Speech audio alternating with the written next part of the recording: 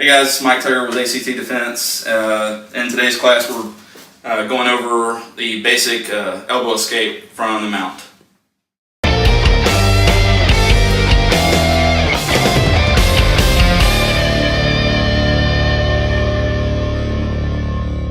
Well, A.C.T.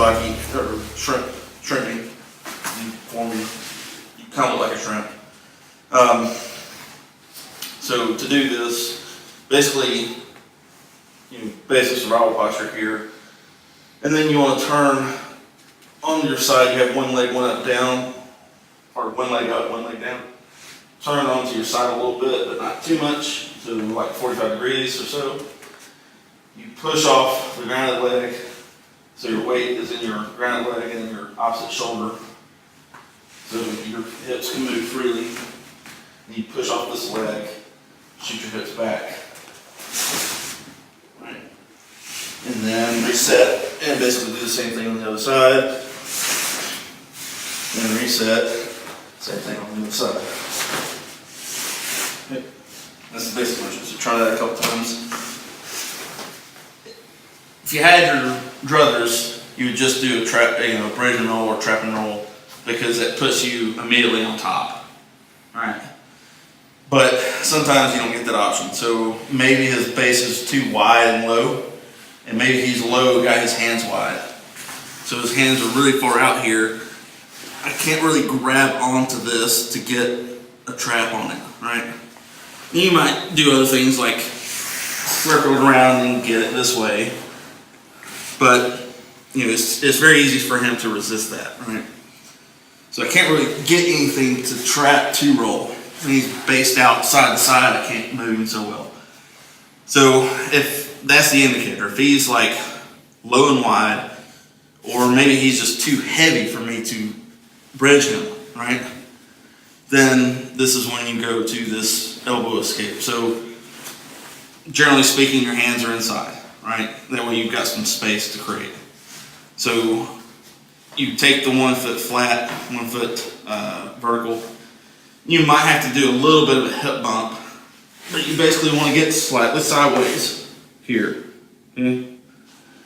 From here, hug his back, and he'll stay rigid for me, because this is how I keep myself from getting punched out.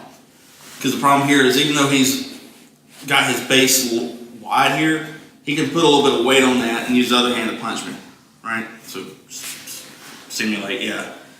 So I may not have that great an option. Like he'll maybe throw a punch and then rebase, throw a punch, rebase.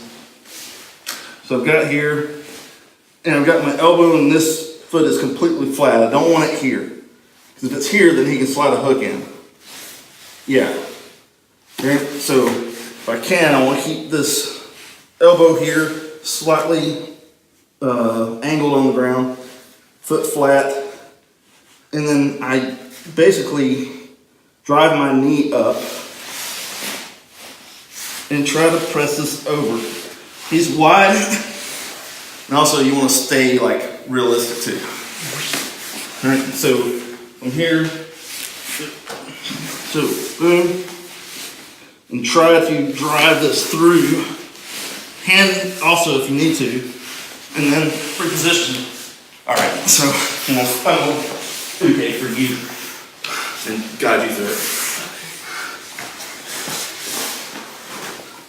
Okay, so I'm low and wide, right? So turn on your side. Yeah. Have one hand hugging the top hand, and I would say hug the back. Nope, hug the back. Underhook, yeah. So you got the elbow near my knee, so that way I can't rise it up. Make this knee flat, and drive it through. Touch your knee to your elbow, right? So now he's got past the one knee. From here, and you see how I go back? So what I'm trying to do is maintain on top, not just demonstrate technique. So go ahead. Not doing like, okay, this could work, but I give you so much space now. So if my goal is like, and this is just for the basic, if they do that, then they do that. But I'm trying to stay kind of wide and low and heavy on it. Knee through. Go to the other side. Alright? Shrimp your, and he's kind of heavy on me, so I'll trap his leg on this side instead of this way. Alright? So that way I can shrimp out, get this knee back in, straighten my hips back up. If, go back just there, if I'm here, and this knee can be down, if I get here, this leg is hooked in, then I probably need to shrimp one more time. So I clear space, now I get this out, now I can go to guard. Alright, hold him down. Alright, one more. So, you need to do whatever you can, get to the side. Hug, press either elbow or hand. Make your hips back straight up. Neck, same thing. Now I'm going to shrimp. And get this out. Bite the back. If my leg is still inside, yeah. If my leg is still inside, I relax on this, bite, so I can get this out, and hook back here. So you're going shrimp 1. Shrimp 2, shrimp 3. That's it. That's all you're doing. Clear the leg on one side, clear the leg on the other side. Maybe you don't get the leg completely clear, so keep shrimping until you do. Once you break it down that way, it's actually very simple. So you want to shrimp, but at the same time, you have to stay close to him. If you give up that space, you can put an arm between you, pry you back down to the ground, and start striking. So like in a lot of places they teach this escape this way, just as a FYI, is they'll form a frame with his hips and then turn. And this does work, right?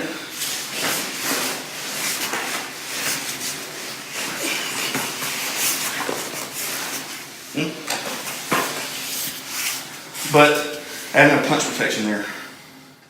Right? If he just decides to sit up and hit me, he might knock me out. So that's why we hug the back.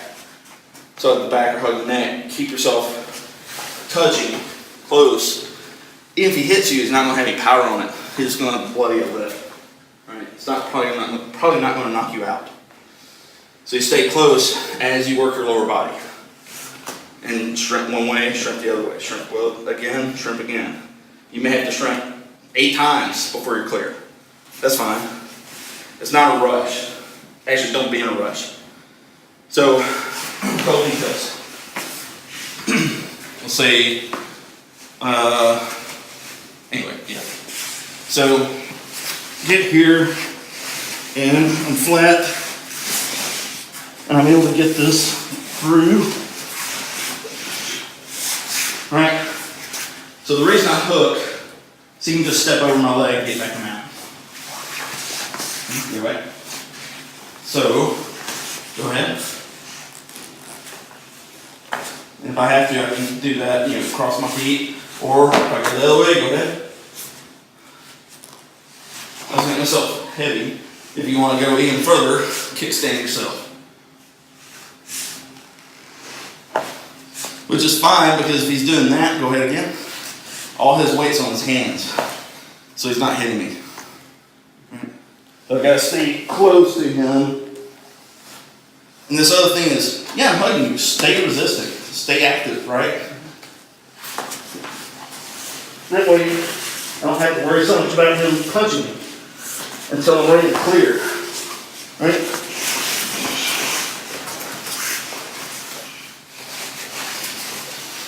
And then we figure it out from here. So, same thing, he's low and wide, hands are wide, but now he's got the grapevines in, so I can't shrimp anything. I can't get my leg flat. So I gotta clear these. You still maintain closeness, whether a hug or whatever. So to clear one, and for this, for safety, if you're the bad guy, don't insist upon these grapevines too heavily, because it could cause some knee damage.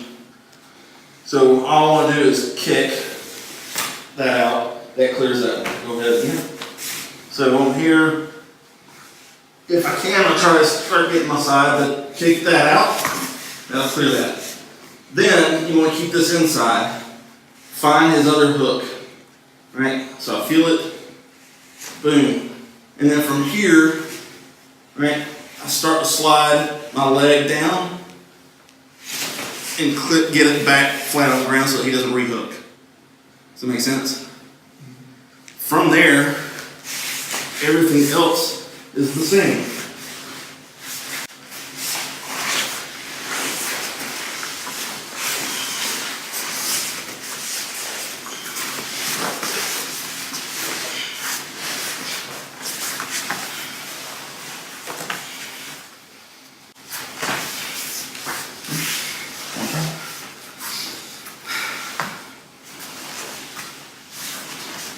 So, kick one out. Yeah. Does that hurt at all? Nah, let me attend you. Okay. I mean, that's fine. Yeah.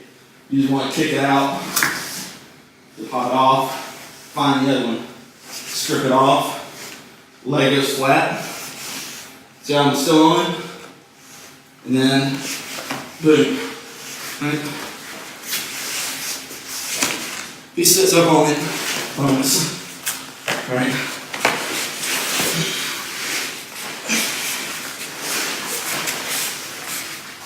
We're here, but he's really heavy on the knees. I'm like, I can't really get anything here. So, walk this out. Knee heavy. Take the other foot, if you can, and fix it. Right? So, I'll leave it narrow, I probably won't find it. So secure, hook. Now lift with both, and that's way easier. All right, and then the rest is the same.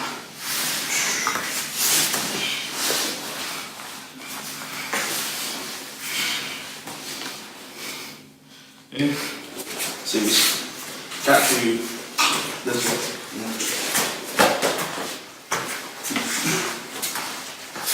So check, pop.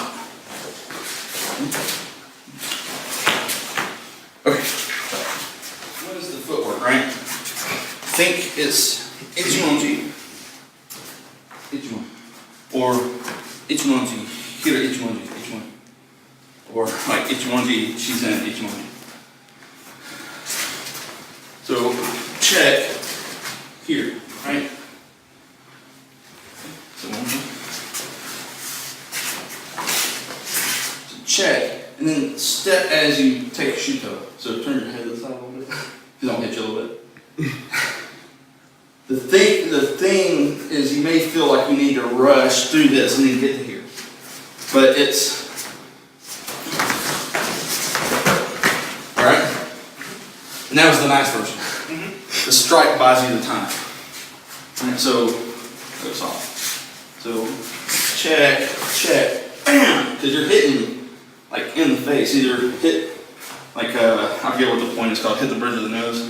That Jinju, you know, hit the eye. Like when Sensei was talking about hit the points. The thing is, the Kyusho there are several. But it's not like you aim for a particular. Like you don't have the desire to aim for one. I don't think. Like, oh, I need to hit Kasumi. Well, now I'm going around his head. Why not hit like the eye? Because it's right there. And it's wherever he turns, there's a Kyusho. So you hit the one that he presents. Right? So for here, bam! That like will stun him for a second as you can move. If you have to, you hit him again. Right? So you don't have to rush it, really. You have to make sure you hit it. You can always bail out. Like, even though you hit the Kyusho, like, not everyone will react. Like, they'll just take it. Okay. So you move a different way. You can always abandon what you're doing. Okay. Check. Stop. Right? And as that comes down, it clears this hand a little bit. And then it's your hips. So it gets, you have to hit the Kusho. Like, if I hit him in the stomach, it's not going to do anything. If I have any chance, I have to hit, like if you want to feel where this is on yourself, you find your breastbone, you get down to that tip, and that little soft spot right under it. And just kind of tap it a little bit. It's probably a little uncomfortable. That's where you're hitting. And it sucks. Usually it'll knock their breath out. Right? So it's not so much a pain thing, it's the idea, I think, is you're trying to make his diaphragm spasm so he can't breathe. And then maybe that induces panic. So, check, and then, and you can hear the, even on a big guy, if you don't hit the point, it's not going to hit anything. Hit the point, even on a large guy, you'll get maybe something. Even if it doesn't, like, hurt, right? On your way out. So what I'm seeing, the biggest thing I'm seeing people do is, you go in, you're hitting, then you're moving this, and then you're trying to hit him. And you're not going to have that kind of time. Like, don't move by him. So, check, boom, and as you go to hit him, that's when you clear this. Because it's already done for you. Your hips are already chambered. Boom! Right? So everything sets up the thing after it. So,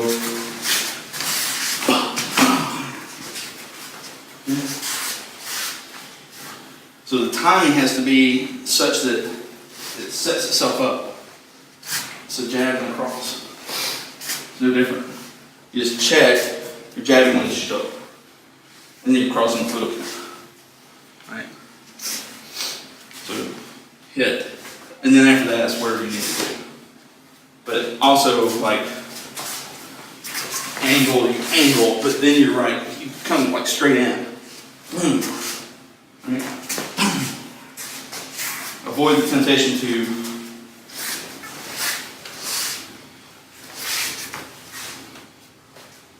because by that time you've moved again. Alright. You can kind of do it real quick.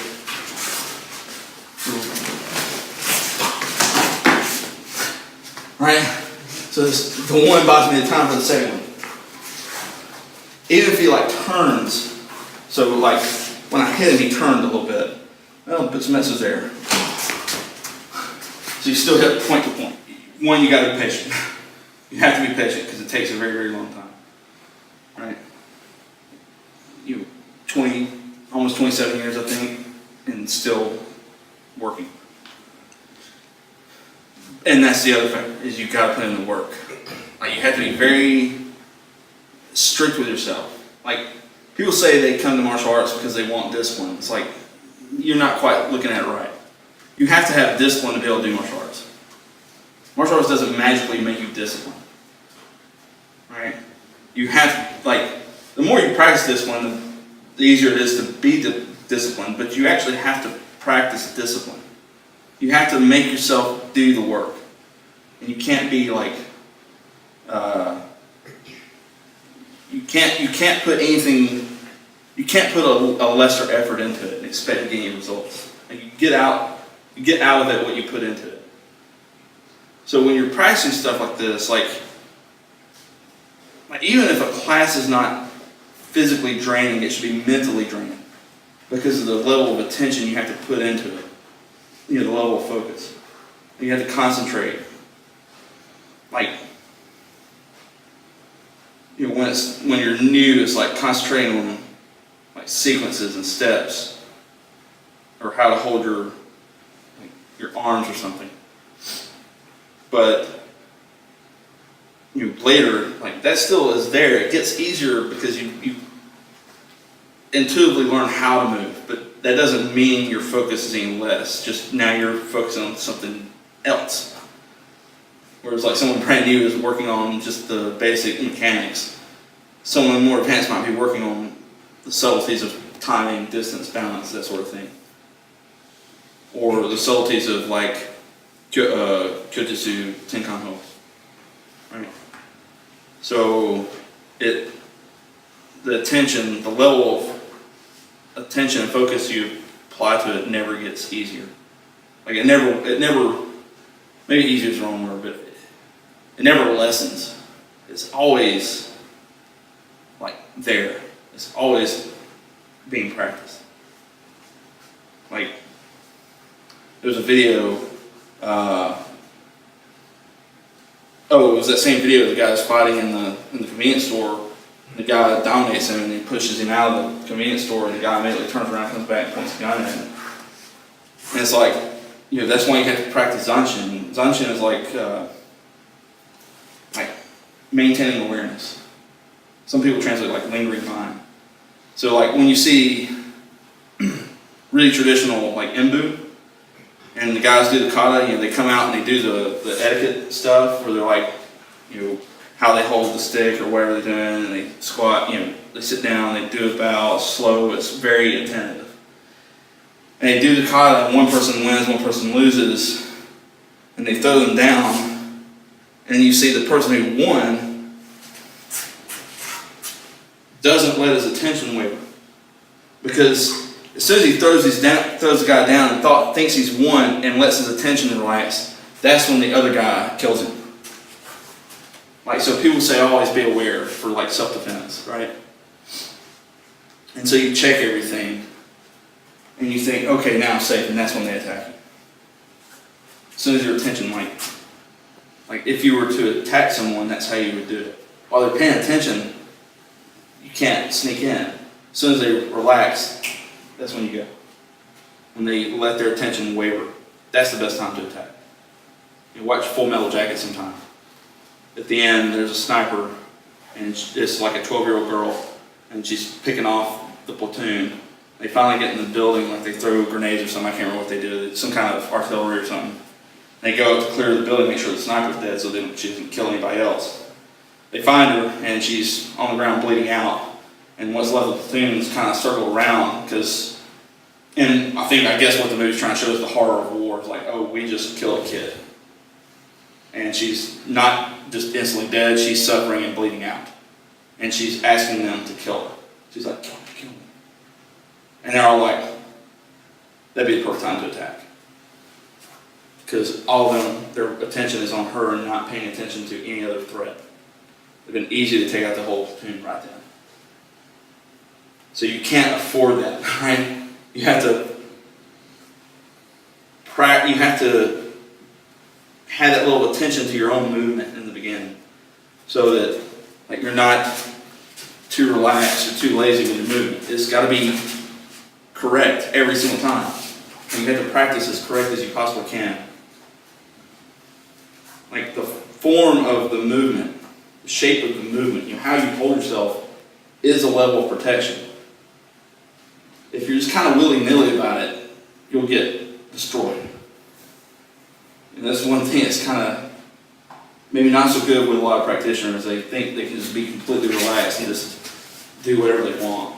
Those people will probably get destroyed.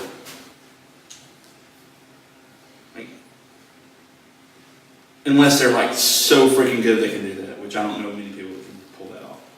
Most people if you watch some of the guys who've been in real fights, like Dean Rostahar, he was in a war. His tattoo is crisp. Because he knows what the stakes are. He knows people die, right? It's not a game, right? And so you have to approach your training in that same sense.